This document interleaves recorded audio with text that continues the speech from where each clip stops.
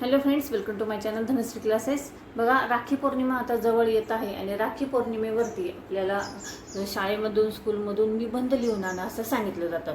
तर अशाच पद्धतीचा एक टॉपिक आपण इथे बघणार आहोत। एक राखी पौर्णिमेचा छोटासा निबंध आहे आणि त्याच्यावरती विचारलेले प्रश्न आहेत। तर ते कशा पद्धतीने सोडवायचे, काय करायचं, कशा पद्धतीने लिहायचं किंवा या प्रश्नावरून तुम्ही निबंध कशा पद्धतीने तयार करू शकता ते इथे बघणार आहोत। तर ठीक आहे, अगोदर हा जो पॅराग्राफ आहे तो आपण वाचणार आहोत। म्हणजे राखी पौर्णिमेवरती अतिशय छान अशी वाक्य इथे लिहिलेली आहेत। बघा, राखी पौर्णिमा हा एक महत्त्वाचा सण आहे। हा सण श्रावण महिन्यात येतो। तो देशभर साजरा करतात।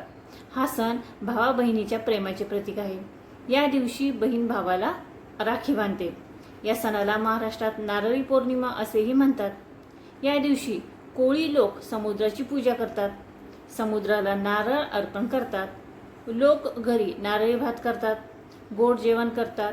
दिवसभर आनंदाचे वातावरण असते। ठीक आहे, अगदी सोप्या साध्या भाषेत हा इथे पॅराग्राफ लिहिलेला आहे, निबंध लिहिलेला आहे। आता त्यावरती प्रश्न, या पॅराग्राफवरती प्रश्न बघूया की राखी पौर्णिमा हा सण कोणत्या महिन्यात येतो। त्याचं उत्तर आपण काय लिहिणार, राखी पौर्णिमा हा सण श्रावण महिन्यात येतो। ठीक आहे, दुसरा आहे बघा, हा सण कशाचे प्रतीक आहे, तर राखी पौर्णिमा हा सण बहीण भावाच्या प्रेमाचे प्रतीक आहे। पुढचा आहे बघा, या दिवशी बहीण काय करते, तर या दिवशी बहीण भावाला राखी बांधते। पुढचा प्रश्न आहे, या सणाला आणखी कोणते नाव आहे। या सणाला आणखी नारळी पौर्णिमा असे देखील नाव आहे। नारळी पौर्णिमा, राखी पौर्णिमा असं देखील म्हटलं जातं।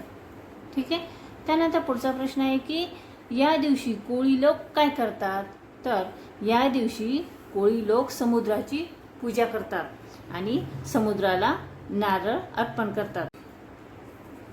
तर अशा पद्धतीने आपण राखी पौर्णिमा हा जो सण आहे यावरती निबंध इथे बघितलेला आहे आणि हा निबंध जो आहे तो उत्तराप्रमाणे दिलेला आहे आणि त्यावरती प्रश्न उत्तरे देखील आपण बघितलेली आहेत। ठीक आहे, हा व्हिडिओ कसा वाटला कमेंट्स करून नक्की कळवा। व्हिडिओ आवडला तर व्हिडिओला लाईक करा, शेअर करा आणि चॅनलवर तुम्ही नवीन असाल तर चॅनल नक्की सबस्क्राईब करा। पुन्हा भेटूया पुढच्या व्हिडिओमध्ये। आकलनासाठी उतारे हा आपला नवीन टॉपिक आहे। ठीक आहे।